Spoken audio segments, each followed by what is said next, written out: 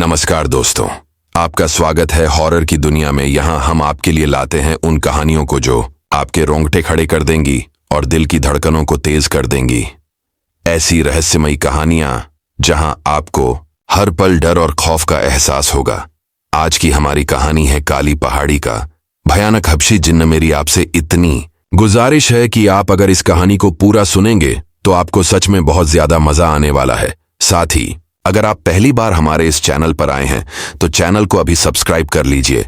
ऐसा करने से हमारी और आपकी नजदीकियां बढ़ जाएगी और आगे आने वाली वीडियो आप तक आसानी से पहुंच जाएगी। तो ज्यादा समय न लेते हुए जल्दी से अपनी कहानी को शुरू करते हैं। मेरा नाम अविनाश है और मैं उत्तराखंड के एक छोटे से गांव काली पहाड़ी का रहने वाला हूं।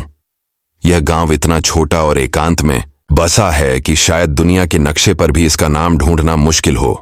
काली पहाड़ी का नाम सुनते ही मन में एक अजीब सी सिहरन दौड़ जाती है, और ये सिर्फ नाम की वजह से नहीं बल्कि उन कहानियों की वजह से है जो इस गांव के इर्द गिर्द साए की तरह मंडराती हैं। चारों ओर घने जंगल, जिनके पेड़ इतने ऊंचे हैं कि उनकी शाखाएं आसमान को छूती सी लगती हैं। दिन के उजाले में भी इन जंगलों में एक अजीब सी उदासी छाई रहती है, और रात को तो ये जगह किसी और ही दुनिया का हिस्सा लगती है। हवा में एक ठंडक है जो त्वचा को छूते हुए आत्मा तक उतर जाती है, और हर कदम पर ऐसा लगता है मानो कोई अनदेखी नजर आप पर टिकी हो। गांव के लोग दिन ढलने के बाद घरों से बाहर निकलने से कतराते हैं, और अगर कोई निकलता भी है तो उसकी आंखों में डर साफ झलकता है। मेरे दादाजी, जो गांव के सबसे बुजुर्ग और सम्मानित व्यक्ति थे, अक्सर रात को आग के पास बैठकर हमें कहानियां सुनाया करते थे। उनकी आवाज में एक अजीब सी गहराई होती थी जो हर शब्द को और डरावना बना देती थी। उनकी सबसे डरावनी कहानी थी हबसी जिन्न की, एक ऐसी आत्मा जो न सिर्फ क्रूर और ताकतवर थी बल्कि कामुक भी थी। दादाजी कहते थे कि ये जिन्न काली पहाड़ी के सबसे घने जंगलों में रहता है और रात के अंधेरे में अपने शिकार की तलाश में निकलता है। वो बताते थे कि इस जिन्न का साया इतना भयानक है कि जो भी इसका शिकार बनता है वो या तो पागल हो जाता है या फिर कभी नहीं लौटता। मैं उस वक्त 18 साल का था, जवान, खून में जोश और बेफिक्री भरी थी। मैं इन कहानियों को हंसी में उड़ा देता था, सोचता था कि ये सब बुजुर्गों की बनाई हुई कहानियां हैं जो बच्चों को डराने के लिए गढ़ी गई हैं।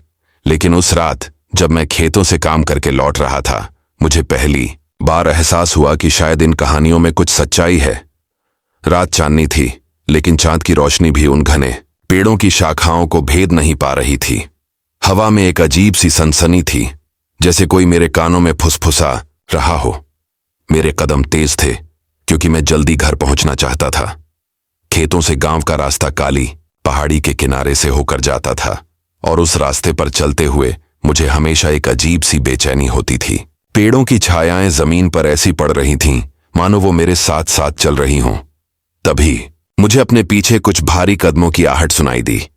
पहले तो मैंने सोचा कि शायद कोई जंगली जानवर होगा, शायद कोई सियार या लकड़बग्घा, लेकिन वो आहट सामान्य नहीं थी। वो कदम भारी थे, जैसे कोई विशालकाय प्राणी धीरे धीरे मेरे पीछे आ रहा हो। मेरे दिल की धड़कनें तेज हो गईं और मेरी हथेलियां पसीने से भीगने लगीं। मैंने हिम्मत करके पीछे मुड़कर देखने की कोशिश की, लेकिन मेरे पैर मानो जमीन से चिपक गए हों। आखिरकार मैंने हिम्मत जुटाई और धीरे से पलट कर देखा। उस पल मेरे होश उड़ गए। वहां कुछ दूरी पर एक विशालकाय साए जैसी आकृति थी, जिसका सिर असामान्य रूप से बड़ा था और उसकी भुजाएं इतनी लंबी थीं कि वो जमीन को छू रही थीं। उसका चेहरा अंधेरे में साफ नहीं दिख रहा था, लेकिन उसकी आंखें वो लाल रंग की चमक रही थीं, जैसे दो जलते हुए अंगारे मेरी आत्मा को भेद रहे हों। मेरे दादाजी की बातें मेरे दिमाग में कौंध गईं। क्या ये वही हबसी जिन्न था? मेरे पैर कांपने लगे और मेरी सांसें उखड़ने लगीं।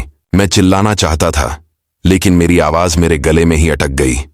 उस पल मेरे दिमाग में सिर्फ एक ख्याल था, मुझे यहां से भागना है, किसी भी कीमत पर।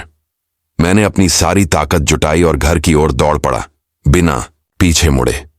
हर कदम पर मुझे लग रहा था कि वो आकृति मेरे और करीब आ रही है। उसकी सांसें मेरे कानों में गूंज रही हैं। किसी तरह मैं अपने घर के दरवाजे तक पहुंचा और अंदर घुसते ही दरवाजा बंद कर दिया। मेरे सीने में धड़कनें अब भी तेज थीं और मेरा शरीर पसीने से तरबतर था। क्या मैंने सचमुच वो देखा था या ये मेरी कल्पना का खेल था? उस रात मैंने अपने आप से वादा किया कि मैं फिर कभी रात को उस रास्ते से नहीं गुजरूंगा। लेकिन काली पहाड़ी का वो रहस्य मेरे दिल में एक डर की तरह बस गया, जो मुझे आने वाले दिनों में और भी परेशान करने वाला था। उस रात जब मैं काली पहाड़ी के उस सुनसान रास्ते से घर की ओर भाग रहा था, मेरे दिल में एक ऐसा डर समा गया था जो मेरे पूरे वजूद को हिलाकर रख दे रहा था। मेरी सांसें इतनी तेज थीं कि मुझे लग रहा था कि मेरा सीना फट जाएगा। मेरे पैर, जो खेतों में दिन भर काम करने की वजह से पहले ही थक चुके थे, अब और तेज दौड़ने की हिम्मत नहीं जुटा पा रहे थे।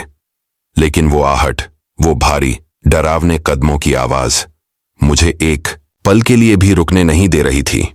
हर कदम के साथ वो आवाज और करीब आती महसूस हो रही थी, जैसे कोई मेरे पीछे, मेरे ठीक पीछे चल रहा हो। मैंने अपने आप को बार बार समझाने की कोशिश की कि ये शायद कोई जंगली जानवर है, कोई सियार, लकड़बग्घा या शायद हवा का कोई खेल। लेकिन मेरे दिल के किसी कोने में एक आवाज चीख रही थी कि ये कोई साधारण आवाज नहीं थी। ये कुछ और था, कुछ ऐसा जो इस दुनिया का नहीं लगता था। मेरे दादाजी की वो कहानियां जो मैं बचपन में हंसी मजाक में सुना करता था, अब मेरे दिमाग में एक के बाद एक कौंध रही थीं। हब्सी जिन, वो क्रूर, कामुक और भयानक आत्मा जो काली पहाड़ी के जंगलों में रात के सन्नाटे में अपने शिकार की तलाश में भटकता है, क्या वो वही था? क्या वो सचमुच मेरे पीछे था?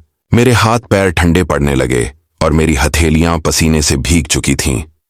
मैंने अपने आप को हिम्मत दी और सोचा कि अगर मैं पीछे नहीं देखूंगा तो शायद ये डर कम हो जाएगा। लेकिन वो आहट, वो भारी कदमों की गूंज मेरे कानों में बार बार चुभ रही थी। आखिरकार मैंने हिम्मत जुटाई और एक पल के लिए रुककर धीरे धीरे पीछे मुड़कर देखा। उस पल मेरे खून की रगों में बर्फ जम गई। चांद की मध्यम रोशनी में कुछ दूरी पर एक विशालकाय आकृति खड़ी थी। उसका सिर इतना बड़ा था कि वो किसी इंसान का नहीं हो सकता था। वो किसी राक्षस जैसा था, अनप्राकृतिक और भयावह। उसकी भुजाएं इतनी लंबी थीं कि वो जमीन को छू रही थीं और उनकी हर हरकत में एक अजीब सी ठंडक थी, जैसे वो हवा में तैर रही हों। उसका चेहरा पूरी तरह से अंधेरे में डूबा हुआ था, लेकिन उसकी आंखें, वो आंखें लाल रंग की चमक रही थीं, जैसे दो जलते हुए अंगारे मेरी आत्मा को भस्म करने के लिए तैयार हों। मैंने अपनी जिंदगी में कभी इतना डरावना दृश्य नहीं देखा था। मेरे मुंह से एक हल्की सी चीख निकल गई, लेकिन वो चीख मेरे गले में ही अटक गई। मेरे पैरों तले जमीन खिसकने लगी और मेरे शरीर में एक अजीब सी कमजोरी छा गई। वो आकृति धीरे धीरे मेरी ओर बढ़ रही थी और उसकी हर हरकत में एक अजीब सी लय थी, जैसे वो कोई शिकारी हो और मैं उसका शिकार। मैंने अपने दादाजी की बातें याद की। वो हमेशा कहते थे कि काली पहाड़ी पर रात को अकेले नहीं जाना चाहिए, क्योंकि वहां कुछ ऐसी शक्तियां हैं जो इंसानों को अपना निशाना बनाती है। मैंने उनकी बातों को कभी गंभीरता से नहीं लिया था, लेकिन उस पल मुझे अपनी गलती का एहसास हो रहा था। मेरे दिमाग में सिर्फ एक ख्याल था, मुझे यहां से भागना है, किसी भी कीमत पर। मैंने अपनी सारी ताकत जुटाई और फिर से दौड़ना शुरू किया। जंगल के पेड़ों की शाखाएं मेरे चेहरे को छू रही थीं और हर बार जब कोई पत्ता मेरे शरीर को छूता, मुझे लगता कि वो उस आकृति का स्पर्श है। मेरे कानों में अब सिर्फ मेरी अपनी सांसों की आवाज और उन भारी कदमों की आहट गूंज रही थी। हर कदम के साथ मुझे लग रहा था कि वो आकृति मेरे और करीब आ रही है, कि उसकी लंबी भुजाएं मुझे पकड़ लेंगी। मैंने अपने गांव की सीमा की ओर देखा, जो अब कुछ ही दूरी पर थी। मेरे घर का मध्यम उजाला दिख रहा था और वो उजाला मेरे लिए किसी उम्मीद की किरण की तरह था। लेकिन उस रास्ते पर, जहां पेड़ों की छायाएं एक दूसरे से मिल रही थीं, मुझे हर पल लग रहा था कि वो आकृति मेरे ठीक पीछे है। मैंने अपनी आंखें बंद कर लीं और सिर्फ दौड़ता रहा, अपने घर की ओर, अपनी सलामती की ओर। आखिरकार मैं अपने घर के दरवाजे तक पहुंचा। मेरे हाथ कांप रहे थे, लेकिन मैंने किसी तरह दरवाजा खोला और अंदर घुस गया। मैंने तुरंत दरवाजा बंद किया और लोहे की सांकल चढ़ा दी। मैं जमीन पर बैठ गया। मेरी सांसें अभी भी उखड़ी हुई थीं और मेरा शरीर पसीने से तरबतर था। मैंने हिम्मत करके खिड़की से बाहर झांका, लेकिन वहां कुछ नहीं था, न कोई आकृति, न कोई आहट, लेकिन वो लाल आंखें, वो भयानक चमक। मेरे दिमाग में अब भी जस की तस थी। मैंने अपने आप से कहा कि शायद मैं थका हुआ था, शायद मेरा दिमाग मेरे साथ मजाक कर रहा था। लेकिन मेरे दिल के किसी कोने में एक आवाज बार बार कह रही थी कि जो मैंने देखा वो कोई वहम नहीं था।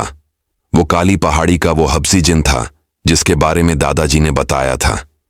उस रात मैंने अपने कमरे की खिड़की से बाहर झांकने की हिम्मत नहीं की। मैं बिस्तर पर लेट गया, लेकिन नींद मेरी आंखों से कोसों दूर थी। हर बार जब मैं आंखें बंद करता, वो लाल आंखें मेरे सामने आ जाती और मेरे कानों में वही भारी कदमों की आहट गूंजने लगती। मैंने अपने आप से वादा किया कि मैं फिर कभी रात को उस रास्ते से नहीं गुजरूंगा, लेकिन काली पहाड़ी का वो डर मेरे दिल में एक बीज की तरह बो दिया गया था, जो मेरी जिंदगी को और भयानक करने वाला था। मैंने अपने परिवार को कुछ नहीं बताया, क्योंकि मुझे डर था कि वो मुझे पागल समझेंगे।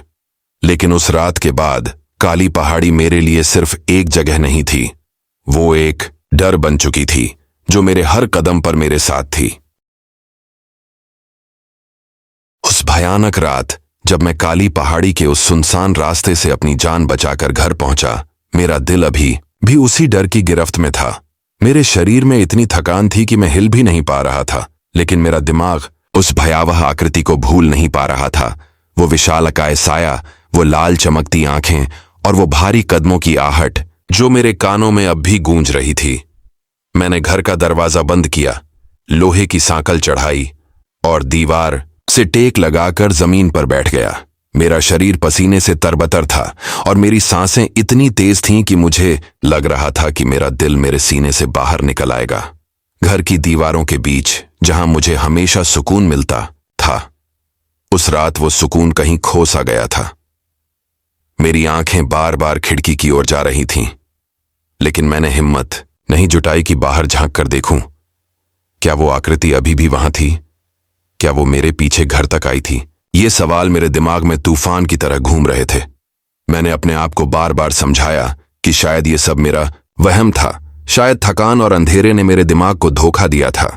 लेकिन मेरे दिल के किसी कोने में एक आवाज बार बार कह रही थी कि जो मैंने देखा वो कोई वहम नहीं था। वो काली पहाड़ी का वो हबसी जिन था जिसके बारे में दादाजी ने बचपन में बताया था। मेरे घर में उस वक्त सन्नाटा था। माँ और पिताजी सो चुके थे और घर में सिर्फ तेल के दिए की मध्यम रोशनी थी जो दीवारों पर अजीब अजीब सी छायाएं बना रही थी। मैंने धीरे से अपने कमरे की ओर कदम बढ़ाए, लेकिन हर कदम के साथ मुझे लग रहा था कि कोई मेरे पीछे है। घर की लकड़ी की सीढ़ियां जो हमेशा चरमराती थीं, उस रात हर चरमराहट के साथ मेरे दिल की धड़कन को और तेज कर रही थीं। मैं अपने कमरे में पहुंचा और बिस्तर पर लेट गया, लेकिन नींद मेरी आंखों से कोसों दूर थी। मैंने अपनी आंखें बंद करने की कोशिश की, लेकिन हर बार वो लाल आंखें मेरे सामने आ जाती और मेरे कानों में वही भारी कदमों की आहट गूंजने लगती। मैंने अपने आप से कहा कि मुझे अपने परिवार को सब कुछ बताना चाहिए। शायद वो मुझे समझाई, शायद वो मुझे इस डर से बाहर निकाल सकें। सुबह होने का इंतजार करना मुझे एक युग जैसा लग रहा था। जैसे तैसे रात कटी और जब सुबह की पहली किरण मेरे कमरे की खिड़की से अंदर आई तो मुझे थोड़ा सुकून मिला। सूरज की रोशनी में काली पहाड़ी का वो डर कुछ कम सा लग रहा था, लेकिन मेरे मन में अभी भी वो रात जिंदा थी। सुबह मैंने माँ और पिताजी को सारी बात बताई। मैंने उन्हें बताया कि मैंने खेतों से लौटते वक्त क्या देखा। वो विशालकाय आकृति, वो लाल आंखें और वो भारी कदमों की आहट। मेरी माँ ने मुझे गले से लगा लिया और उनकी आंखों में डर साफ दिख रहा था। उन्होंने धीरे से कहा, अविनाश, अब रात को बाहर मत निकला कर। काली पहाड़ी की रातें सुरक्षित नहीं हैं। उनकी आवाज में वही डर था जो मैंने रात को महसूस किया था, लेकिन मेरे पिताजी ने इसे हल्के में लिया। वो हंसते हुए बोले, ये सब तुम्हारी कल्पना है अविनाश। थकान और अंधेरे में दिमाग ऐसी ही बातें बना लेता है। जंगल में कोई जिन बिन नहीं होता। उनकी बातों ने मुझे थोड़ा सुकून तो दिया, लेकिन मेरे दिल को यकीन नहीं हो रहा था। मैं जानता था कि मैंने जो देखा वो कोई वहम नहीं था। मैंने दादाजी की बातें याद की जो वो हमेशा कहते थे, काली पहाड़ी पर रात को अकेले मत जाना, वो जगह शापित है। मैंने सोचा कि शायद मुझे उनकी डायरी देखनी चाहिए जिसमें उन्होंने काली पहाड़ी के रहस्यों के बारे में लिखा था। लेकिन उस वक्त मैंने खुद को समझाया कि मुझे इस डर को अपने ऊपर हावी नहीं होने देना चाहिए। अगले कुछ महीने शांति से बीते। मैंने रात को बाहर निकलना बंद कर दिया और दिन के उजाले में ही खेतों का काम निपटाने की कोशिश करता। लेकिन हर बार जब मैं काली पहाड़ी के उस रास्ते से गुजरता, मेरी नजरें अनायास ही जंगल की ओर चली जाती।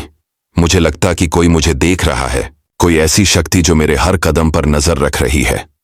गांव के लोग भी काली पहाड़ी के बारे में अजीब अजीब सी बातें करते थे।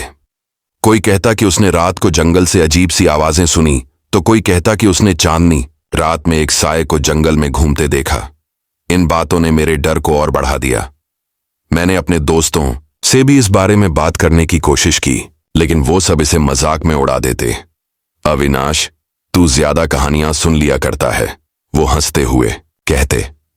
लेकिन मैं जानता था कि जो मैंने देखा वो कोई कहानी नहीं थी, वो एक हकीकत थी जो मेरे दिल में एक गहरे डर की तरह बस चुकी थी।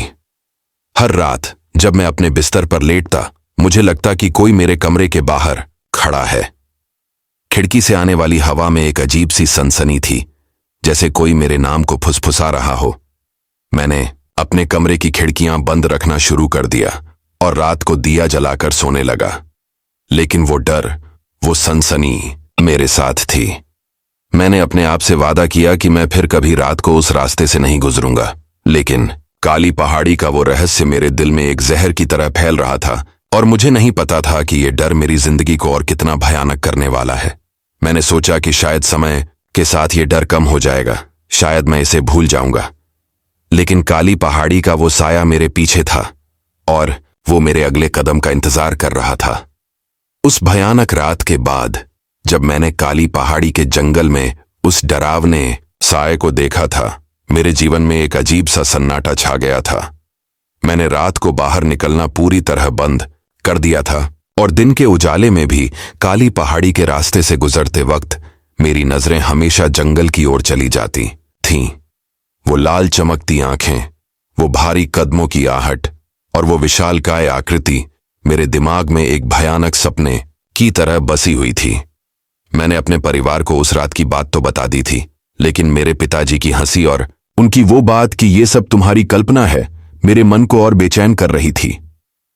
मेरी मां का डर भरा चेहरा और उनकी चेतावनी, अविनाश, अब रात को बाहर मत निकला कर, मेरे कानों में बार बार गूंज रही थी। लेकिन जीवन तो चलता रहता है और मुझे भी अपने खेतों का काम और परिवार की जिम्मेदारियां निभानी थीं। कुछ महीने बीत गए और धीरे धीरे वो डर मेरे मन के किसी कोने में दबता चला गया। मैंने सोचा कि शायद अब सब ठीक हो जाएगा, शायद वो रात सिर्फ एक बुरा सपना थी। लेकिन काली पहाड़ी का वो रहस्य मेरे जीवन से अभी गया नहीं था। एक दिन अचानक मेरी नई नवेली पत्नी राधा की तबीयत बिगड़ गई। राधा और मैंने कुछ महीने पहले ही शादी की थी और वो मेरे जीवन की रोशनी थी। उसका हंसता मुस्कुराता चेहरा मेरे सारे दुख दर्द को भुला देता था। लेकिन उस दिन जब मैं खेतों से घर लौटा, मैंने देखा कि राधा का चेहरा पीला पड़ गया था। उसकी आंखों में वो चमक नहीं थी जो हमेशा मुझे सुकून देती थी। वो बिस्तर पर लेटी हुई थी और उसका शरीर ठंडा पड़ रहा था। मैंने उसका माथा छुआ तो वो तप रहा था। उसने धीरे से मेरी ओर देखा और कांपती आवाज में कहा, अविनाश, मुझे कुछ ठीक नहीं लग रहा। उसकी आवाज में दर्द और डर था और मेरा दिल बैठ गया। मैंने तुरंत मां को बुलाया और हमने राधा को थोड़ा पानी पिलाने की कोशिश की, लेकिन उसकी हालत बिगड़ती जा रही थी। वो बार बार बेहोश हो रही थी और उसकी सांसें उखड़ रही थीं। मैंने गांव के वैद्य को बुलाया, लेकिन उसने कहा कि राधा की हालत गंभीर है और उसे तुरंत अस्पताल ले जाना होगा। मेरे गांव में कोई अस्पताल नहीं था। नजदीकी अस्पताल काली पहाड़ी के उस पार था और वहां तक पहुंचने का रास्ता वही था जिस पर मैंने उस रात वो भयानक आकृति देखी थी। मेरे मन में एक तूफान सा उठने लगा। एक तरफ राधा की बिगड़ती हालत थी और दूसरी तरफ काली पहाड़ी का वो डर जो मेरे दिल में एक जहर की तरह फैला हुआ था। मैंने अपने आप से कहा कि मुझे डरने का वक्त नहीं है, राधा मेरी जिंदगी थी और मैं उसे किसी भी कीमत पर खो नहीं सकता था। लेकिन रात का समय था और काली पहाड़ी का रास्ता रात में और भी खतरनाक हो जाता था। गांव के लोग कहते थे कि रात को वो जंगल जीवित हो उठता है और उसमें छिपी शक्तियां अपने शिकार की तलाश में निकल पड़ती हैं। मैंने अपनी मां की ओर देखा जो राधा के पास बैठी थी। उनकी आंखों में वही डर था जो उस रात मेरे साथ था। उन्होंने धीरे से कहा, अविनाश, रात को उस रास्ते से मत जा, सुबह होने का इंतजार कर। लेकिन मैं जानता था कि सुबह तक इंतजार करना राधा के लिए खतरनाक हो सकता था। मैंने अपने पिताजी से बात की, लेकिन वो फिर से मेरे डर को हल्के में लेते हुए बोले, अविनाश, ये सब तेरे दिमाग की उपज है। राधा को जल्दी अस्पताल ले जा।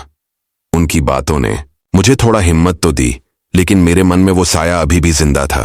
मैंने अपने आप को समझाया कि मुझे हिम्मत करनी होगी। मैंने राधा को एक कंबल में लपेटा और उसे गोद में उठा लिया।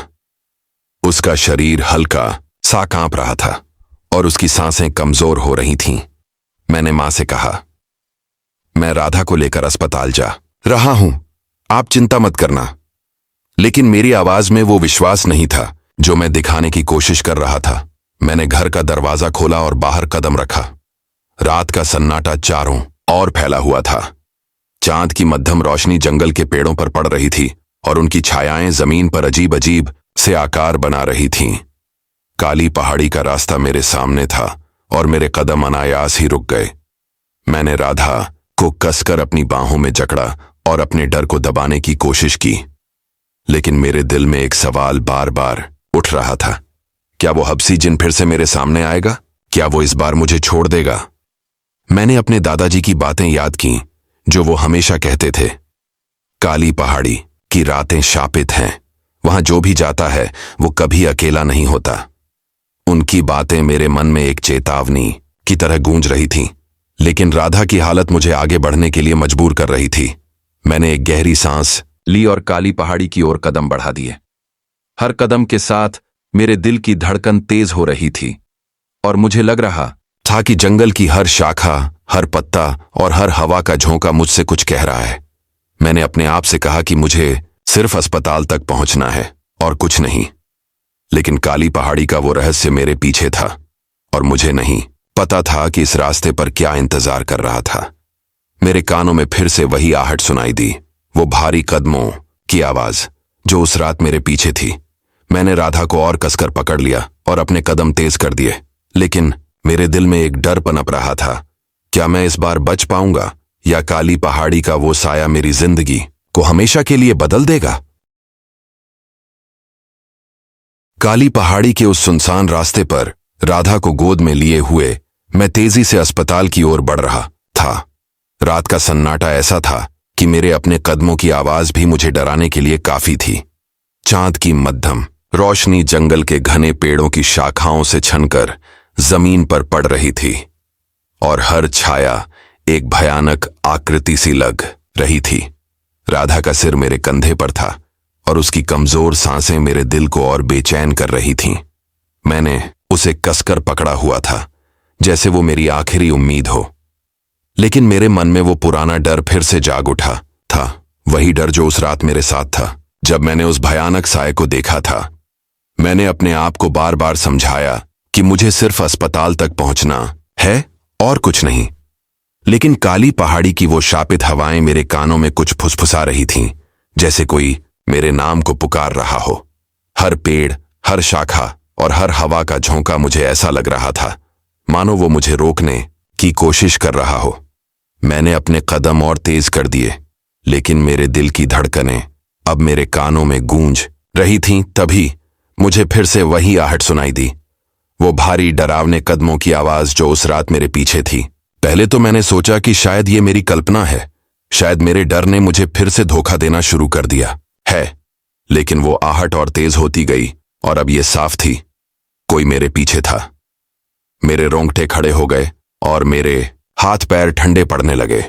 मैंने राधा को और कसकर पकड़ा और बिना पीछे मुड़े अपने कदमों को और तेज किया। लेकिन वो आहट मेरे साथ साथ चल रही थी, जैसे कोई मेरा पीछा कर रहा हो। मेरे दिमाग में वही भयानक आकृति उभर आई, वो विशालकाय साया, वो लंबी भुजाएं और वो लाल चमकती आंखें। मैंने अपने दादाजी की बातें याद की, जो वो हमेशा कहते थे, काली पहाड़ी की रातें शापित हैं, वहां जो भी जाता है वो कभी अकेला नहीं होता। उस पल मुझे उनकी बातों की सच्चाई का एहसास हो रहा था। मैंने अपने आप से कहा कि मुझे राधा को बचाना है और इसके लिए मुझे डर को अपने ऊपर हावी नहीं होने देना है। लेकिन वो आहट अब और करीब आ रही थी और मुझे लग रहा था कि वो साया मेरे ठीक पीछे है। आखिरकार मैंने हिम्मत जुटाई और धीरे धीरे पीछे मुड़कर देखा। उस पल मेरे दिल फ्यूजिंग। मैंने जो देखा उसने मेरे होश उड़ा दिए। वहां कुछ दूरी पर वही विशालकाय आकृति खड़ी थी। चांद की रोशनी में उसका साया और भी भयानक लग रहा था। उसका सिर असामान्य रूप से बड़ा था और उसकी भुजाएं जमीन को छू रही थीं।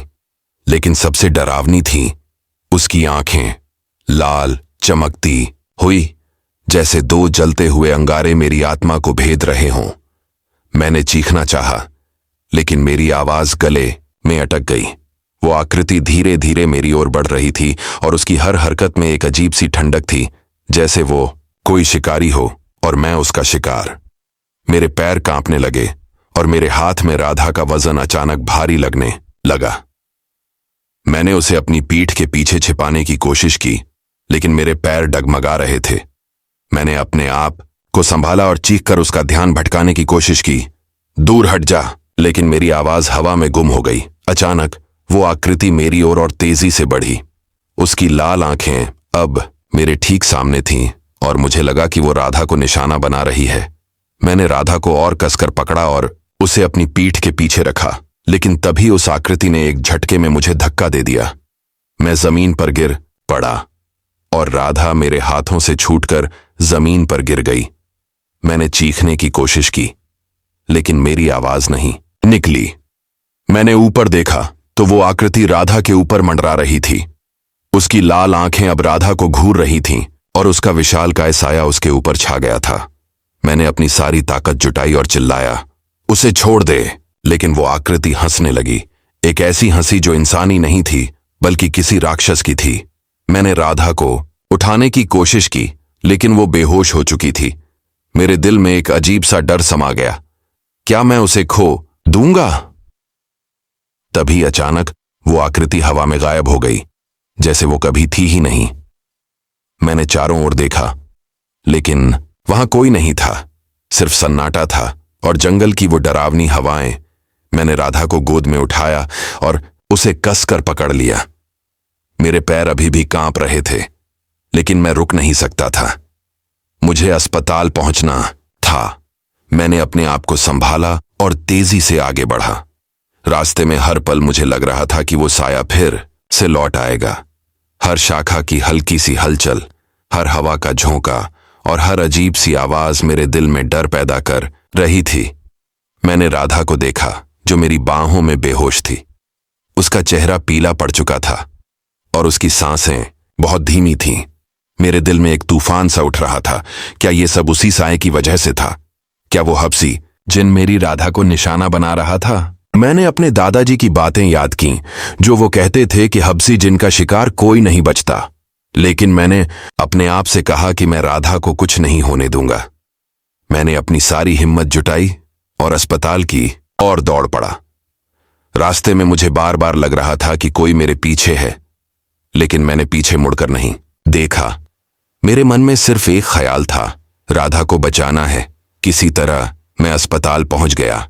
वहां का उजाला और लोगों की मौजूदगी मुझे थोड़ा सुकून दे रही थी, लेकिन मेरे दिल में वो डर अभी भी जिंदा था। मैंने राधा को डॉक्टरों के हवाले किया और वो उसे तुरंत इलाज के लिए ले गए। मैं बाहर इंतजार कर रहा था, लेकिन मेरा दिमाग उसी साए के बारे में सोच रहा था। क्या वो अभी भी मेरे पीछे था? क्या वो राधा को निशाना बना रहा था? मेरे मन में सवालों का तूफान उठ रहा था और मुझे नहीं पता था कि इसका जवाब क्या होगा। लेकिन एक बात पक्की थी, काली पहाड़ी का वो साया मेरे जीवन का हिस्सा बन चुका था और मुझे नहीं पता था कि ये डर कब तक मेरा पीछा करेगा। काली पहाड़ी के उस भयावह रास्ते पर राधा को गोद में लिए हुए मैं जैसे तैसे अपनी जान बचाकर आगे बढ़ रहा था। वो आहट, वो भारी कदमों की आवाज और वो लाल चमकती आंखों वाला साया मेरे पीछे था। जब मैंने उस विशालकाय आकृति को राधा के ऊपर मंडराते देखा, मेरा दिल डर से थम सा गया था। उसकी लाल आंखें, जो मेरी आत्मा को भेद रही थीं, अब राधा को घूर रही थीं। मैंने उसे बचाने की कोशिश की थी, लेकिन उसने मुझे एक झटके में जमीन पर पटक दिया था। मैं जमीन पर गिर पड़ा और राधा मेरे हाथों से छूटकर नीचे गिरी। उस पल मेरे दिमाग में सिर्फ एक ख्याल था, मुझे राधा को बचाना है, किसी भी कीमत पर। मैंने अपनी सारी हिम्मत जुटाई और चीखा, उसे छोड़ दे, लेकिन मेरी आवाज हवा में गुम हो गई। वो आकृति अब राधा के ठीक ऊपर थी और उसका साया उसके नाजुक शरीर को पूरी तरह ढक रहा था। उसकी हंसी, वो भयानक राक्षसी हंसी, जंगल में गूंज रही थी और मेरे रोंगटे खड़े हो गए। मैंने फिर से चिल्लाने की कोशिश की, लेकिन मेरी आवाज मेरे गले में ही अटक गई। मैंने देखा कि राधा की आंखें बंद थीं और उसका शरीर कांप रहा था, जैसे कोई अनदेखी शक्ति उसे अपने कब्जे में ले रही हो। मैंने अपने आप को संभाला और जमीन से उठने की कोशिश की, लेकिन मेरे पैरों में ताकत नहीं बची थी। मेरे मन में मेरे दादाजी की बातें गूंज रही थीं। हबसी जिन का शिकार कोई नहीं बचता, वो क्रूर है, कामुक है और उसकी शक्ति के सामने कोई नहीं टिक सकता। क्या यही वो जिन था? क्या वो राधा को मुझसे छीन लेगा? अचानक वो आकृति और करीब आई। उसकी लंबी डरावनी भुजाएं राधा की ओर बढ़ रही थीं और मुझे लगा कि वो उसे छूने वाला है। मैंने अपनी सारी ताकत जुटाई और अपने आप को राधा के सामने ला खड़ा किया। मैंने चिल्लाकर कहा, तू उसे नहीं ले जा सकता, मुझसे लेना है तो मुझसे भिड़। मेरी आवाज में डर था, लेकिन उससे कहीं ज्यादा गुस्सा था। मैं अपनी राधा को खोने के लिए तैयार नहीं था। लेकिन वो आकृति मेरी बातों पर हंसने लगी। उसकी हंसी इतनी भयानक थी कि जंगल के सारे जानवर भी खामोश हो गए। मैंने देखा कि उसकी लाल आंखें अब और चमक रही थीं, जैसे वो मेरे डर को भांप रही हो। तभी उसने एक और झटका मारा और मैं फिर से जमीन पर गिर गया। इस बार मैंने देखा कि राधा का शरीर अजीब तरह से हिल रहा था, जैसे कोई उस पर हावी हो रहा हो। मैंने उसे पकड़ने की कोशिश की, लेकिन मेरे हाथ उस तक पहुंचने से पहले ही वो आकृति फिर से राधा के ऊपर मंडराने लगी। मैंने चीख कर उसका ध्यान भटकाने की कोशिश की, दूर हट जा, उसे छोड़ दे। लेकिन मेरी आवाज उसके सामने बेकार थी। अचानक उस आकृति ने राधा को छुआ और वो बेहोश होकर जमीन पर गिर पड़ी। मैंने देखा कि उसका चेहरा और पीला पड़ गया था और उसकी सांसें अब और धीमी हो रही थीं। मेरे दिल में एक चीख सी उठी, क्या मैंने उसे खो दिया? मैंने अपनी सारी हिम्मत जुटाई और राधा को फिर से गोद में उठाया। उसका शरीर अब और ठंडा लग रहा था और मुझे डर था कि शायद मैं उसे समय पर अस्पताल नहीं पहुंचा पाऊंगा। मैंने उस आकृति की ओर देखा, जो अब भी वहां थी, लेकिन अब वो थोड़ा पीछे हट रही थी। उसकी लाल आंखें अभी भी मुझे घूर रही थीं, जैसे वो मेरे अगले कदम का इंतजार कर रही हो। मैंने अपने आप से कहा कि मुझे रुकना नहीं है। मैंने राधा को कसकर पकड़ा और अस्पताल की ओर दौड़ पड़ा। जंगल का सन्नाटा अब और गहरा हो गया था और हर कदम के साथ मुझे लग रहा था कि वो साया मेरे पीछे है। हर शाखा की हलचल, हर हवा का झोंका और हर अजीब सी आवाज मेरे दिल में डर पैदा कर रही थी। मैंने अपने दादाजी की डायरी की बातें याद कीं, जिसमें उन्होंने लिखा था कि हबसी जिन का शिकार बनने वाला कभी सामान्य नहीं रहता। क्या राधा पर भी उसका साया पड़ चुका था? क्या वो अब मेरी राधा नहीं थी? ये सवाल मेरे दिमाग में तूफान की तरह घूम रहे थे, लेकिन मेरे पास रुककर सोचने का वक्त नहीं था। मैं दौड़ता रहा और रास्ते में हर बार जब मैंने पीछे मुड़कर देखा, मुझे वो लाल आंखें दिखाई दीं। वो आकृति अब मेरे पीछे नहीं थी, लेकिन उसकी मौजूदगी मुझे हर पल महसूस हो रही थी। मैंने राधा को देखा, जो मेरी बाहों में थी। उसकी आंखें बंद थीं और उसका चेहरा अब और शांत लग रहा था, लेकिन ये शांति मुझे सुकून की जगह डर दे रही थी। मैंने अपने आप से कहा कि मुझे हिम्मत नहीं हारनी है। मैंने अपने कदम और तेज किए और काली पहाड़ी के उस रास्ते को पार करने की कोशिश की। रास्ते में मुझे बार बार लग रहा था कि कोई मेरे कानों में फुसफुसा रहा है, कोई मेरे नाम को पुकार रहा है, लेकिन मैंने अपने मन को समझाया कि यह सब मेरा वहम है। मैंने अपने दादाजी की बातें याद कीं, जो वो कहते थे कि काली पहाड़ी की शक्तियों से बचने का एकमात्र तरीका है अपनी हिम्मत को बनाए रखना। मैंने अपने आप को संभाला और अस्पताल की ओर बढ़ता रहा। कई घंटों की दौड़ और डर के बाद मैं आखिरकार अस्पताल पहुंच गया। वहां का उजाला और लोगों की मौजूदगी मुझे थोड़ा सुकून दे रही थी। मैंने राधा को डॉक्टरों के हवाले किया और वो उसे तुरंत इलाज के लिए ले गए। मैं बाहर इंतजार कर रहा था, लेकिन मेरा दिमाग अभी भी उस साए के बारे में सोच रहा था। क्या वो हब्सीजन था? क्या उसने राधा को अपने कब्जे में ले लिया था? मेरे मन में सवालों का तूफान उठ रहा था। मैंने डॉक्टरों से पूछा कि राधा की हालत कैसी है, लेकिन उन्होंने सिर्फ इतना कहा कि उसे गंभीर हालत में लाया गया है और अभी कुछ कहना मुश्किल है। मैंने अपने आप को एक बेंच पर बैठाया, लेकिन मेरा दिमाग उस रास्ते पर था, उस साए पर था और उस हंसी पर था जो जंगल में गूंज रही थी। मुझे नहीं पता था कि राधा ठीक हो जाएगी या नहीं, लेकिन एक बात पक्की थी, काली पहाड़ी का वो साया अब मेरे जीवन का हिस्सा बन चुका था। मैंने अपने आप से वादा किया कि मैं राधा को बचाऊंगा, चाहे इसके लिए मुझे उस हब्सीजन से ही क्यों ना भिड़ना। काली पहाड़ी के उस भयानक रास्ते को पार करके राधा को गोद में लिए हुए मैं आखिरकार अस्पताल पहुंच गया था। मेरे शरीर में थकान इस कदर हावी थी कि मेरे पैर डगमगा रहे थे, लेकिन मेरे दिल में जो डर बैठा था वो उस थकान से कहीं ज्यादा भारी था। वो लाल चमकती आंखें, वो राक्षसी हंसी और वो विशालकाय साया मेरे दिमाग में बार बार उभर रहा था। मैंने राधा को डॉक्टरों के हवाले किया और वो उसे तुरंत इलाज के लिए अंदर ले गए। अस्पताल का वो उजाला जो बाहर के सन्नाटे और अंधेरे से बिल्कुल उलट था, मुझे थोड़ा सुकून दे रहा था, लेकिन मेरे मन में एक अजीब सी बेचैनी थी, जैसे कुछ गलत होने वाला हो। मैं बाहर इंतजार कर रहा था, एक ठंडी बेंच पर बैठा, लेकिन मेरा दिमाग उस रास्ते पर था, उस साए पर जो राधा के ऊपर मंडरा रहा था। मैंने अपने आप को बार बार समझाया कि अब हम सुरक्षित हैं, अस्पताल में वो हब्सी जिन हम तक नहीं पहुंच सकता, लेकिन मेरे दिल को यकीन नहीं हो रहा था। राधा की हालत, वो रास्ते का वो भयानक अनुभव और उस साए की वो हंसी मेरे मन में एक तूफान की तरह घूम रही थी। डॉक्टरों ने राधा को दवाइयां दी और कुछ देर बाद उसकी हालत में थोड़ा सुधार होने लगा। उसकी सांसें अब थोड़ी स्थिर लग रही थीं और उसका चेहरा जो पहले पीला पड़ गया था अब हल्का सा रंगले हुए था। मैंने डॉक्टर से पूछा, वो ठीक तो हो जाएगी ना?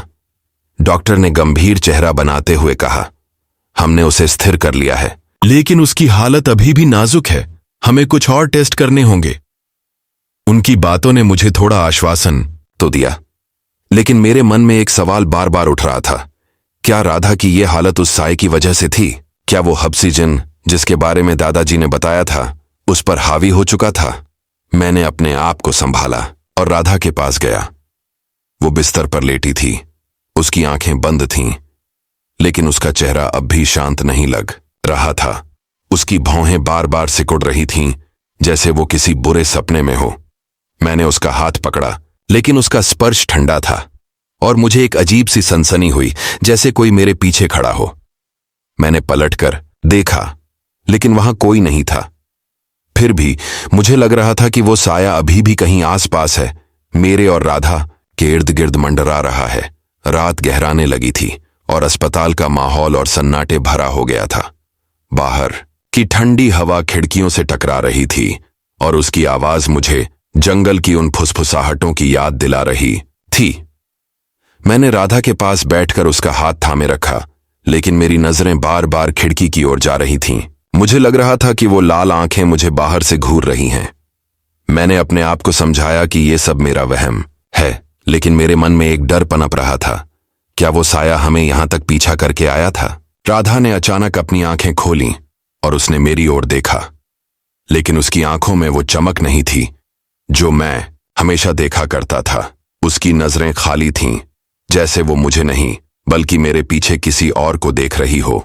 उसने कांपती आवाज में कहा, अविनाश, मुझे लगता है कोई मेरे साथ है।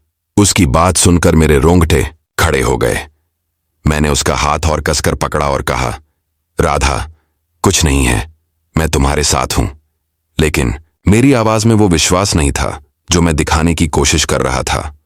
मैंने चारों ओर देखा, लेकिन वहां सिर्फ अस्पताल की सफेद दीवारें और मध्यम रोशनी थी।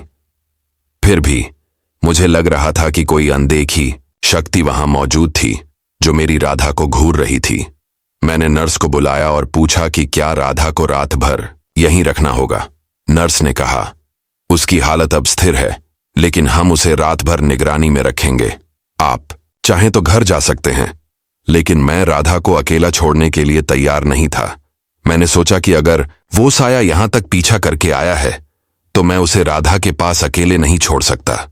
मैंने राधा के बिस्तर के पास एक कुर्सी खींची और बैठ गया। मेरी आंखें भारी हो रही थीं, लेकिन नींद मेरी आंखों से कोसों दूर थी। हर बार जब मैं आंखें बंद करता, मुझे वो लाल आंखें दिखाई देती और मेरे कानों में वो राक्षसी हंसी गूंजने लगती। मैंने अपने दादाजी की डायरी की बातें याद की, जिसमें उन्होंने लिखा था कि हबसी जिन का शिकार बनने वाला कभी सामान्य नहीं रहता। क्या राधा पर उसका साया पड़ चुका था? क्या वो अब मेरी राधा नहीं थी? ये सवाल मेरे दिमाग में तूफान की तरह घूम रहे थे। मैंने राधा का हाथ थामे रखा, लेकिन उसका स्पर्श अब मुझे सुकून की जगह डर दे रहा था। रात को जब हम घर लौटने की तैयारी कर रहे थे, राधा की हालत थोड़ी बेहतर लग रही थी। डॉक्टरों ने कहा कि उसे कुछ दवाइयां दी गई हैं और अब उसे आराम की जरूरत है। मैंने राधा को सहारा देकर अस्पताल से बाहर निकाला, लेकिन बाहर का सन्नाटा और ठंडी हवा फिर से मेरे दिल में डर पैदा कर रही थी। काली पहाड़ी का रास्ता फिर से हमारे सामने था और मुझे फिर से उस रास्ते से गुजरना था। मैंने राधा को कसकर पकड़ा और घर की ओर चल पड़ा, लेकिन हर कदम के साथ मुझे लग रहा था कि वो साया हमारे पीछे है। राधा चुप थी, लेकिन उसकी आंखें बार बार जंगल की ओर जा रही थीं, जैसे वो कुछ देख रही हो। मैंने उससे पूछा, राधा, तुम ठीक तो हो ना?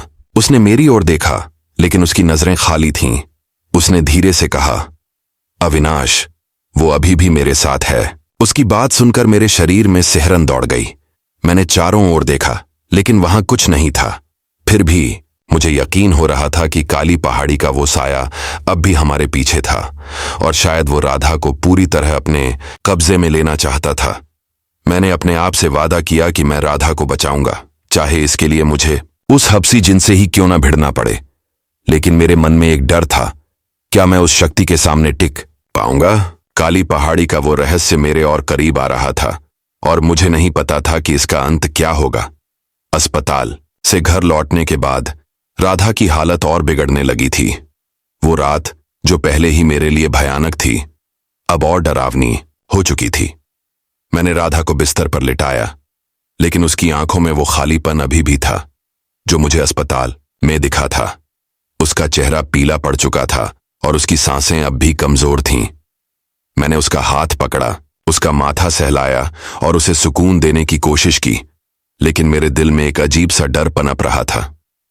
काली पहाड़ी के उस रास्ते पर जो कुछ हुआ था वो मेरे दिमाग में बार बार घूम रहा था। वो विशालकाय साया, वो लाल चमकती आंखें और वो राक्षसी हंसी जो जंगल में गूंज रही थी। मैंने अपने आप को समझाया कि अब हम घर पर हैं, सुरक्षित हैं, लेकिन मेरे मन को यकीन नहीं हो रहा था। राधा की हालत देखकर मुझे लग रहा था कि वो साया, वो हबसी जिन अभी भी हमारे साथ था। मैंने खिड़कियां और दरवाजे कसकर बंद कर दिए और घर में एक दिया जलाकर रखा, जैसे कि उसकी मध्यम रोशनी मुझे और राधा को उस अंधेरे साए से बचा सकती थी। लेकिन उस रात कुछ ऐसा हुआ जिसने मेरे डर को हकीकत में बदल दिया। रात के करीब 2 बजे थे जब मैंने राधा के बिस्तर के पास बैठे हुए एक अजीब सी आवाज सुनी। पहले तो मुझे लगा कि शायद बाहर हवा चल रही है या कोई जानवर है, लेकिन वो आवाज मेरे घर के अंदर से आ रही थी, राधा के पास से। मैंने उसकी ओर देखा और मेरे रोंगटे खड़े हो गए। राधा बिस्तर पर बैठी थी, उसकी आंखें खुली थीं, लेकिन वो मुझे नहीं देख रही थी। उसकी नजरें कमरे के एक कोने में टिकी थीं, जैसे वहां कोई खड़ा हो। मैंने धीरे से उसका नाम पुकारा, राधा, तुम ठीक हो? लेकिन उसने कोई जवाब नहीं दिया। उसकी सांसें तेज हो रही थीं और उसका शरीर हल्का हल्का कांप रहा था।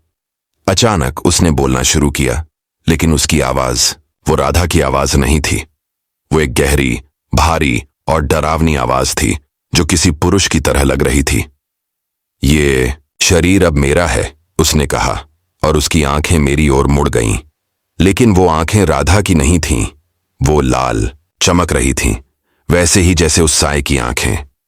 मेरे शरीर में सिहरन दौड़ गई और मैं अपने स्थान पर जम गया। मैंने अपने आप को संभाला और कहा, राधा, ये तुम क्या बोल रही हो? लेकिन उसने फिर से वही गहरी आवाज में कहा, राधा अब यहां नहीं है। मेरे दिल की धड़कनें थमसी गईं। मैं समझ गया कि वो हबसी जिन राधा के शरीर में समा चुका था।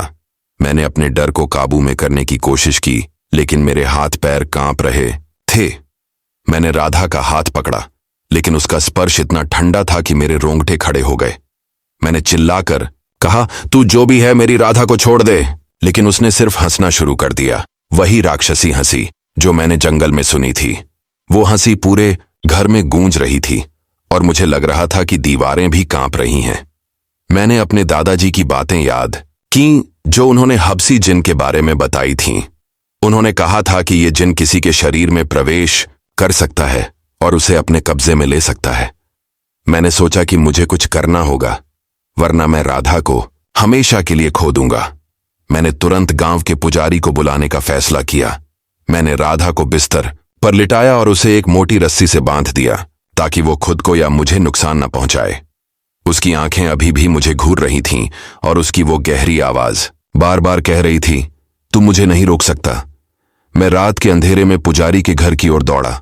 रास्ते में मुझे फिर से वही सनसनी हुई, जैसे कोई मेरे पीछे है। मैंने पीछे मुड़कर नहीं देखा, क्योंकि मुझे डर था कि वो साया फिर से मेरे सामने होगा। पुजारी के घर पहुंचकर मैंने दरवाजा खटखटाया और उन्हें सारी बात बताई। पुजारी, जो गांव के सबसे जानकार और धार्मिक व्यक्ति थे, मेरी बात सुनकर गंभीर हो गए। उनकी आंखों में डर साफ दिख रहा था। उन्होंने धीरे से कहा, अविनाश, ये कोई साधारण आत्मा नहीं है। ये काली पहाड़ी का प्राचीन जिन है। उनकी बात सुनकर मेरा दिल और सिकुड़ गया। उन्होंने बताया कि इस जिन को निकालना आसान नहीं होगा और इसके लिए हमें काली पहाड़ी के सबसे गहरे जंगल में जाना होगा, जहां उसका ठिकाना है। मैंने उनसे पूछा, क्या राधा ठीक हो जाएगी? लेकिन उन्होंने सिर्फ इतना कहा, हमें कोशिश करनी होगी, लेकिन यह बहुत खतरनाक होगा। मैंने अपने आप से कहा कि मैं राधा को बचाने के लिए कुछ भी करूंगा, चाहे इसके लिए मुझे उस जिन से ही क्यों ना भिड़ना पड़े। पुजारी ने कुछ मंत्र पढ़े और मुझे एक ताबीज दिया जो मुझे उस साए से बचाने के लिए था। हमने फैसला किया कि सुबह होते ही हम जंगल जाएंगे, लेकिन उस रात मुझे राधा के पास लौटना था। जब मैं घर वापस पहुंचा तो राधा अभी भी बिस्तर पर थी, लेकिन उसकी हालत और खराब हो चुकी थी। वो अब उस गहरी आवाज में अजीब अजीब सी बातें बड़बड़ा रही थी जो मैं समझ नहीं पा रहा था। उसकी आंखें बार बार कमरे के कोने की ओर जा रही थीं, जैसे वहां कोई खड़ा हो। मैंने दिए की रोशनी को और तेज किया, लेकिन वो मध्यम रोशनी भी उस डर को कम नहीं कर पा रही थी। मैंने राधा का हाथ पकड़ा और उससे कहा, राधा, मैं तुम्हें कुछ नहीं होने दूंगा। लेकिन मेरी आवाज में वो विश्वास नहीं था जो मैं दिखाने की कोशिश कर रहा था। मैंने अपने आप से वादा किया कि मैं उस हबसी जिन से लड़ूंगा, लेकिन मेरे मन में एक डर था, क्या मैं उसकी शक्ति के सामने टिक पाऊंगा? काली पहाड़ी का वो रहस्य अब मेरे घर के अंदर था और मुझे नहीं पता था कि इसका अंत कैसे होगा। राधा की हालत और उसकी वो डरावनी आवाज मेरे दिल में एक गहरे डर को जन्म दे चुकी थी। उस रात जब मैंने पुजारी को घर बुलाया, उनकी आंखों में वही डर था जो मैं महसूस कर रहा था। पुजारी ने राधा को देखा जो बिस्तर पर रस्सियों से बंधी हुई थी और उसकी आंखें अभी भी कमरे के कोने में टिकी थीं, जैसे वहां कोई अनदेखी शक्ति मौजूद हो। उसकी वो गहरी राक्षसी आवाज जो बार बार कह रही थी, ये शरीर अब मेरा है, मेरे कानों में गूंज रही थी। पुजारी ने अपनी माला निकाली और कुछ मंत्र पढ़ने शुरू किए, लेकिन उनकी आवाज में एक अजीब सी कांप थी, जैसे वो भी उस शक्ति से डर रहे हों। मंत्र पढ़ते पढ़ते उन्होंने मुझे एक तरफ बुलाया और धीरे से कहा, अविनाश, ये कोई साधारण आत्मा नहीं है। ये काली पहाड़ी का प्राचीन हबसी जिन है जो सैकड़ों सालों से यहां भटक रहा है। उनकी बात सुनकर मेरे रोंगटे खड़े हो गए। मैंने उनसे पूछा, ये हबसी जिन आखिर है क्या और इसने मेरी राधा को क्यों चुना? पुजारी ने एक गहरी सांस ली और फिर एक ऐसी कहानी सुनाई जिसने मेरे डर को और गहरा कर दिया। पुजारी ने बताया कि सैकड़ों साल पहले काली पहाड़ी में एक क्रूर योद्धा रहता था। जिसका नाम था काल सर्प। वो इतना ताकतवर और निर्दयी था कि उसने पूरे गांव को अपने आतंक के साए में रखा था। लेकिन उसकी ताकत का राज कोई इंसानी शक्ति नहीं थी। उसने एक राक्षसी आत्मा के साथ समझौता किया था। उस आत्मा ने उसे अपार शक्ति दी, लेकिन बदले में उसकी आत्मा मांगी। जब काल सर्प की मृत्यु हुई तो उसकी आत्मा उस राक्षसी शक्ति के साथ एक हो गई और वो काली पहाड़ी में हबसी जिन के रूप में भटकने लगा। पुजारी ने बताया कि ये जिन न सिर्फ क्रूर और कामुक है, बल्कि ये उन लोगों को अपना शिकार बनाता है जिनके मन में डर होता है। तुमने उस रात उसका साया देखा था, अविनाश, पुजारी ने कहा, और उसी डर ने उसे तुम तक और राधा तक पहुंचने का रास्ता दे दिया। उनकी बात सुनकर मुझे अपनी गलती का एहसास हुआ। मैंने उस रात उस साए से डरकर भागने की कोशिश की थी और शायद उसी डर ने उसे मेरे और करीब ला दिया था। मैंने पुजारी से पूछा, तो अब क्या करें? राधा को कैसे बचाए? पुजारी ने गंभीर स्वर में कहा, इस जिन को निकालने का एकमात्र तरीका है उसका सामना करना। हमें काली पहाड़ी के सबसे गहरे जंगल में जाना होगा जहां उसका ठिकाना है। वहां एक अनुष्ठान करना होगा, लेकिन यह बहुत खतरनाक होगा। मेरे मन में एक तूफान सा उठ रहा था। काली पहाड़ी का वो जंगल जहां मैंने उस साए को पहली बार देखा था, वहां फिर से जाना। वो जगह जहां हर पेड़, हर शाखा और हर हवा का झोंका मुझे डराने के लिए काफी था। लेकिन राधा की हालत देखकर मेरे पास कोई और रास्ता नहीं था। मैंने पुजारी से कहा, मैं तैयार हूं, मैं राधा को बचाने के लिए कुछ भी करूंगा। पुजारी ने मुझे एक ताबीज दिया और कहा, यह तुम्हें उस जिन की शक्ति से थोड़ी सुरक्षा देगा, लेकिन तुम्हें अपने मन का डर खत्म करना होगा। अगर तुम डरे तो वो और ताकतवर हो जाएगा। मैंने ताबीज को गले में डाला और राधा के पास वापस लौट आया। वो अभी भी बिस्तर पर थी और उसकी वो गहरी आवाज अब और डरावनी हो चुकी थी। वो अजीब अजीब सी बातें बड़बड़ा रही थी जो किसी अनजानी भाषा में थीं। मैंने उसका हाथ पकड़ा, लेकिन उसका स्पर्श इतना ठंडा था कि मेरे शरीर में सिहरन दौड़ गई। मैंने अपने आप से कहा कि मुझे हिम्मत नहीं हारनी है। पुजारी ने कहा कि अनुष्ठान के लिए हमें कुछ खास चीजें चाहिए होंगी, पवित्र जल, कुछ दुर्लभ जड़ी बूटियां और एक प्राचीन मंत्र जो उनके पास एक पुरानी किताब में लिखा था। लेकिन सबसे जरूरी था उस जंगल में जाना जहां हबसी जिन का ठिकाना था। मैंने राधा को मां के हवाले किया और पुजारी के साथ तैयार होने लगा। रात गहरा चुकी थी और घर के बाहर का सन्नाटा मेरे डर को और बढ़ा रहा था। मैंने अपने दादाजी की डायरी को याद किया जिसमें उन्होंने काली पहाड़ी के रहस्यों के बारे में लिखा था।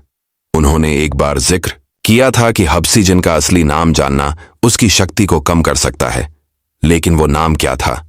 मैंने सोचा कि शायद उनकी डायरी में इसका जिक्र हो। मैंने तुरंत दादाजी की पुरानी अलमारी खोली और उनकी डायरी निकाली।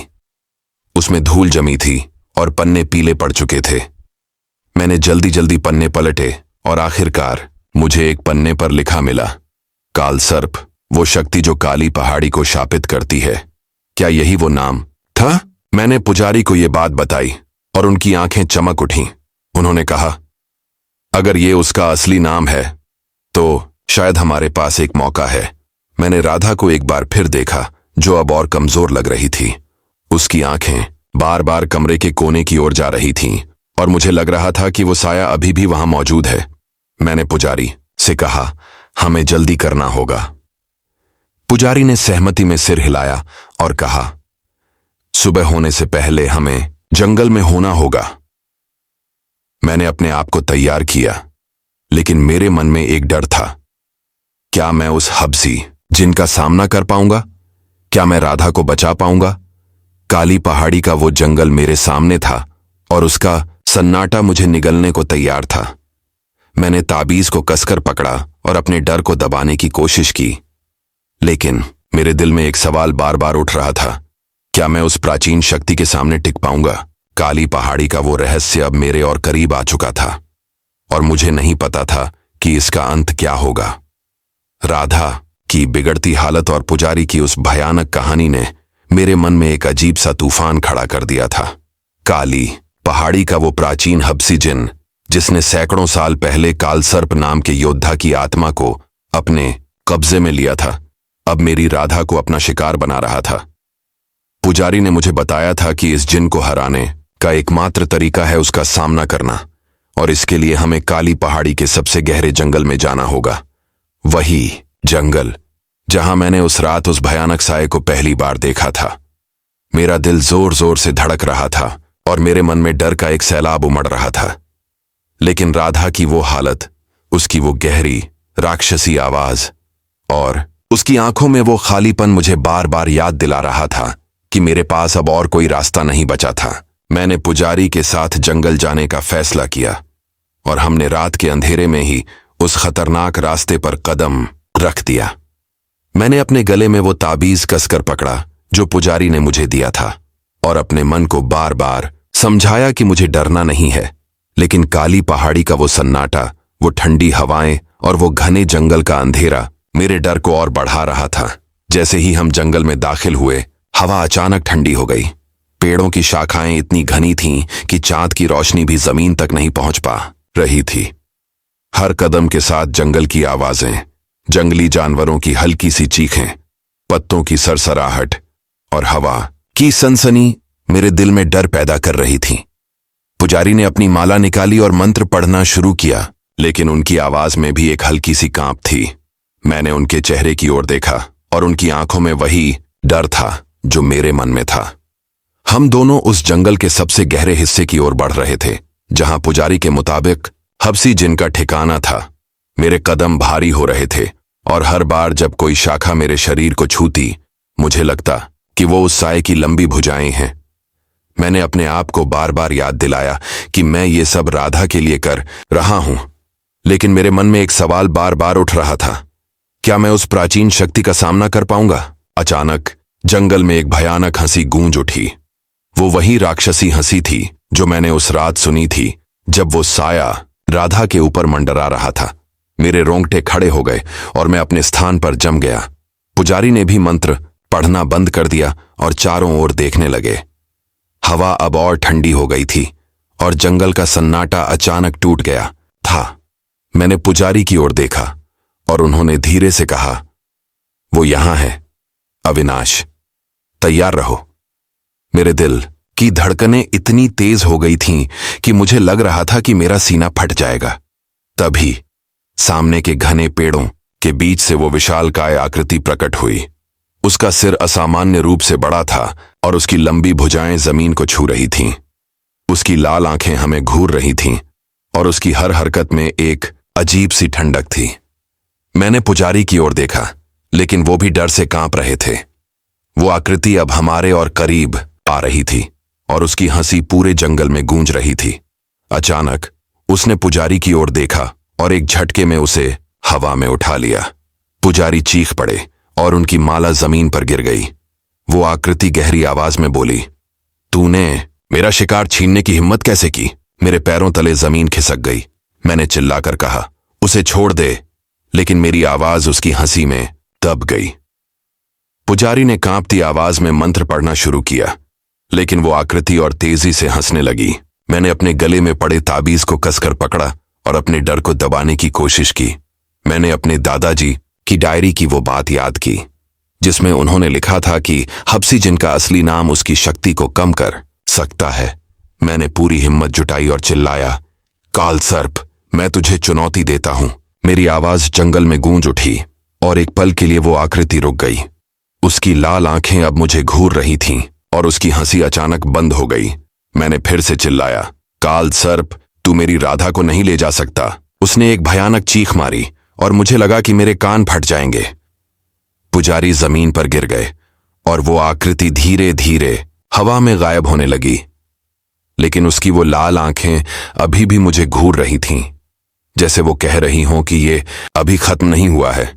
पुजारी ने अपने आप को संभाला और कहा, अविनाश, तुमने उसका नाम लिया, ये हमारा मौका है, हमें अनुष्ठान पूरा करना होगा। उन्होंने अपनी माला उठाई और फिर से मंत्र पढ़ना शुरू किया। मैंने चारों ओर देखा, लेकिन वो साया अब दिखाई नहीं दे रहा था, लेकिन मुझे यकीन था कि वो अभी भी कहीं आसपास था, हमारा इंतजार कर रहा था। जंगल का सन्नाटा अब और गहरा हो गया था और हवा में एक अजीब सी ठंडक थी। मैंने पुजारी से पूछा, क्या वो सचमुच चला गया?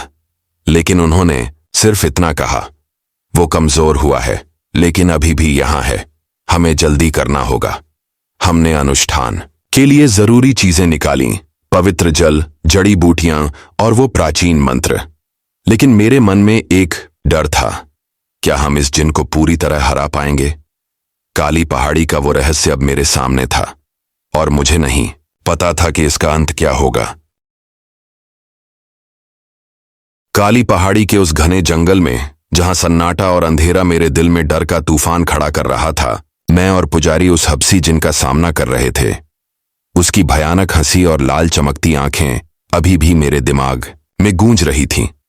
जब मैंने उसका असली नाम कालसर्प पुकारा, तो वो एक पल के लिए रुक गया था और उसकी शक्ति कमजोर पड़ती दिखी थी। पुजारी, जो अभी अभी जमीन पर गिरे थे, ने अपनी माला उठाई और फिर से मंत्र पढ़ना शुरू किया। उनकी आवाज में अब पहले से ज्यादा दृढ़ता थी, जैसे उन्हें यकीन हो गया हो कि हम इस प्राचीन शक्ति को हरा सकते हैं। लेकिन मेरे मन में अभी भी डर का एक साया मंडरा रहा था। मैंने अपने गले में पड़े ताबीज को कसकर पकड़ा और अपने आप को याद दिलाया कि मैं ये सब राधा के लिए कर रहा हूं। उसकी वो गहरी राक्षसी आवाज, उसकी खाली आंखें और उसका कांपता शरीर मेरे सामने बार बार आ रहा था। मुझे पता था कि अगर मैंने हिम्मत हार दी तो मैं राधा को हमेशा के लिए खो दूंगा।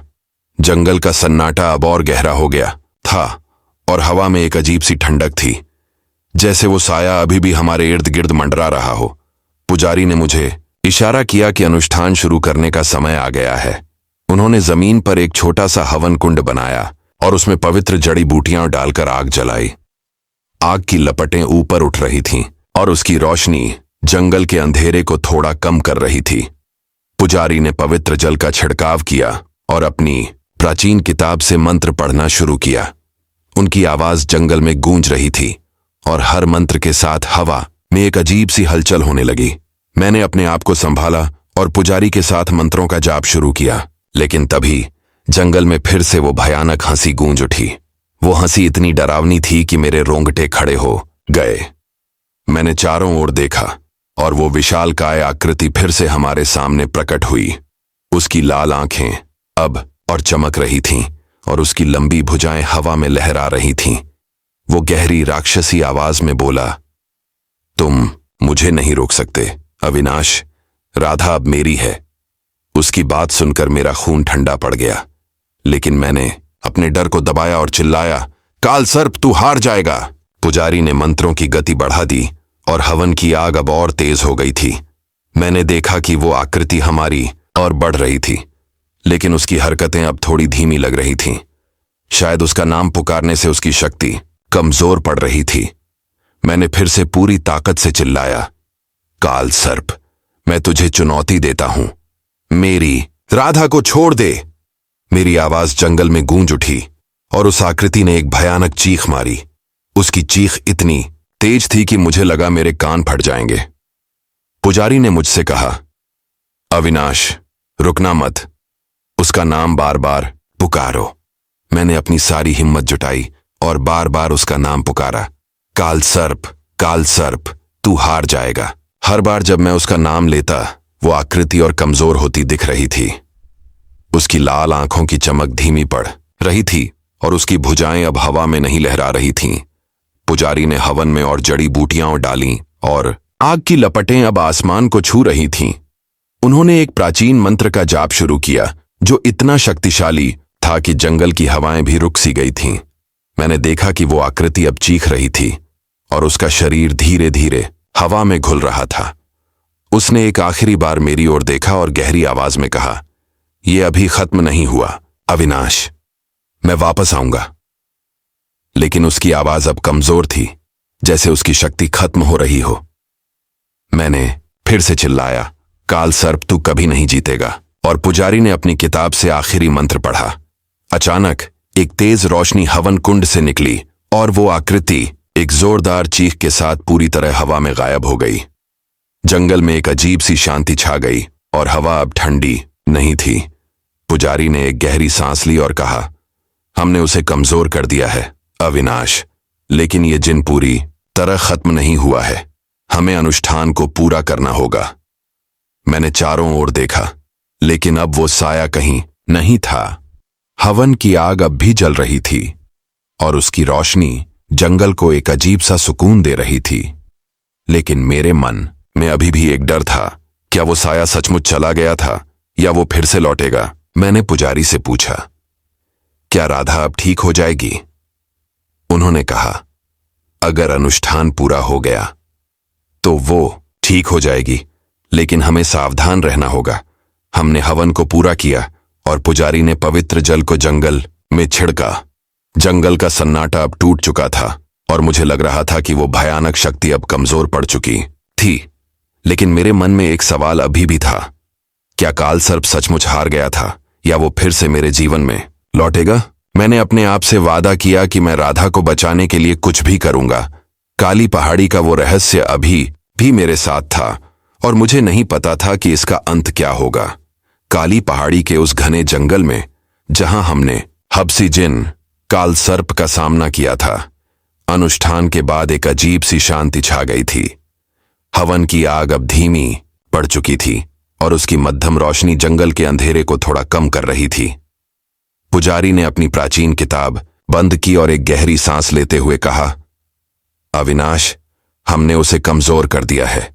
उसकी शक्ति अब टूट चुकी है। लेकिन उनकी आवाज में एक हल्की सी बेचैनी थी, जैसे वो पूरी तरह यकीन नहीं कर पा रहे हों कि काल सर्प वाकई हार गया है। मैंने चारों ओर देखा। जंगल अब पहले जितना डरावना नहीं लग रहा था।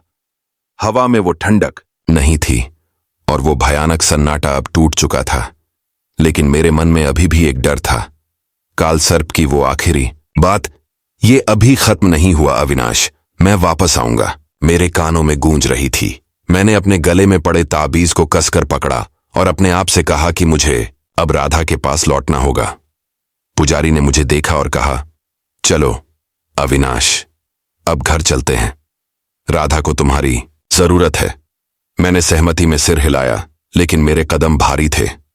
काली पहाड़ी का वो रहस्य अभी भी मेरे दिल में एक साए की तरह मौजूद था और मुझे नहीं पता था कि क्या ये डर कभी पूरी तरह खत्म होगा। हम जंगल से बाहर निकले और रास्ते में मुझे बार बार लग रहा था कि कोई हमें देख रहा है। हर शाखा की हलचल, हर हवा का झोंका और हर छोटी सी आवाज मुझे चौंका रही थी। लेकिन इस बार वो भारी कदमों की आहट नहीं थी, न ही वो राक्षसी हंसी। शायद हमने सचमुच काल सर्प को कमजोर कर दिया था। जब हम गांव की सीमा पर पहुंचे तो सूरज की पहली किरणें आसमान में फैल रही थीं। वो उजाला मेरे लिए किसी नई उम्मीद की तरह था। मैंने पुजारी से पूछा, क्या राधा अब ठीक हो जाएगी? उन्होंने मुस्कुराते हुए कहा, अगर हमारा अनुष्ठान कामयाब रहा तो वो ठीक हो जाएगी, लेकिन तुम्हें अब भी सावधान रहना होगा। उनकी बातों ने मुझे थोड़ा सुकून दिया, लेकिन मेरे मन में एक सवाल था, क्या काल सर्प सचमुच चला गया था या वो फिर से लौटेगा? जब मैं घर पहुंचा तो मां दरवाजे पर खड़ी थीं। उनकी आंखें चिंता और थकान से भरी थीं। मैंने उन्हें गले लगाया और कहा, मां, सब ठीक हो जाएगा। मैं राधा के कमरे की ओर दौड़ा। वो बिस्तर पर लेटी थी और उसकी आंखें बंद थीं। मैंने धीरे से उसका नाम पुकारा, राधा। उसने धीरे धीरे अपनी आंखें खोलीं और मेरे दिल को एक अजीब सा सुकून मिला। उसकी आंखों में अब वो खालीपन नहीं था, वो चमक थी जो मैंने हमेशा देखी थी। उसने मेरी ओर देखा और कमजोर आवाज में कहा, अविनाश, तुम आ गए? उसकी आवाज में अब वो गहरी राक्षसी आवाज नहीं थी। मैंने उसका हाथ पकड़ा और उसका स्पर्श अब ठंडा नहीं था। मैंने उसे गले लगाया और कहा, हां राधा, मैं आ गया हूं, अब सब ठीक होगा। मेरी आंखों में आंसू थे, लेकिन वो खुशी के आंसू थे। राधा अब मेरी राधा थी। वही हंसता मुस्कुराता चेहरा, वही प्यार भरी आंखें। अगले कुछ दिन राधा की हालत में सुधार होने लगा। उसका चेहरा फिर से रंगत लिए हुए था और उसकी हंसी फिर से घर में गूंजने लगी। गांव में भी शांति लौट आई थी। लोग अब काली पहाड़ी के बारे में कम बात करते थे और रात का सन्नाटा अब उतना डरावना नहीं लगता था। मैंने उस रात के बाद फिर कभी रात को उस रास्ते पर कदम नहीं रखा, लेकिन हर बार जब हवा में एक अजीब सी सनसनी होती या जब रात को कोई अनजानी आवाज सुनाई देती, मेरा दिल जोर से धड़कने लगता। मैंने अपने दादाजी की डायरी को फिर से पढ़ा और उसमें लिखे हर शब्द को गंभीरता से लिया। उन्होंने लिखा था कि काली पहाड़ी का साया कभी पूरी तरह खत्म नहीं होता, वो बस इंतजार करता है अपने अगले शिकार की तलाश में। मैंने अपने घर के आसपास पवित्र जल का छिड़काव किया और हर रात एक दिया जलाकर रखता। राधा अब पूरी तरह ठीक हो चुकी थी और हमारी जिंदगी फिर से सामान्य होने लगी थी, लेकिन काली पहाड़ी का वो डर मेरे दिल में एक गहरे निशान की तरह रह गया था। हर बार जब मैं राधा को देखता मुझे सुकून मिलता, लेकिन साथ ही एक डर भी सताता। क्या काल सर्प सचमुच चला गया था? क्या वो फिर से लौटेगा? मैंने अपने आप से वादा किया कि मैं अब कभी उस रास्ते पर रात को नहीं जाऊंगा और न ही राधा को कभी अकेला छोड़ूंगा। गांव के लोग अब भी काली पहाड़ी के बारे में फुसफुसाते थे और कुछ तो कहते कि उन्होंने रात को जंगल से अजीब सी आवाजें सुनी। मैं इन बातों को अनसुना करने की कोशिश करता, लेकिन मेरे मन में एक सवाल हमेशा रहता, क्या वो साया अभी भी काली पहाड़ी में भटक रहा है? क्या वो मेरे अगले कदम का इंतजार कर रहा है? काली पहाड़ी का वो रहस्य मेरे जीवन का हिस्सा बन चुका था और मुझे नहीं पता था कि इसका अंत कब और कैसे होगा। लेकिन एक बात पक्की थी, मैं राधा को कभी खोने नहीं दूंगा, चाहे इसके लिए मुझे काली पहाड़ी के उस साए से बार बार लड़ना पड़े।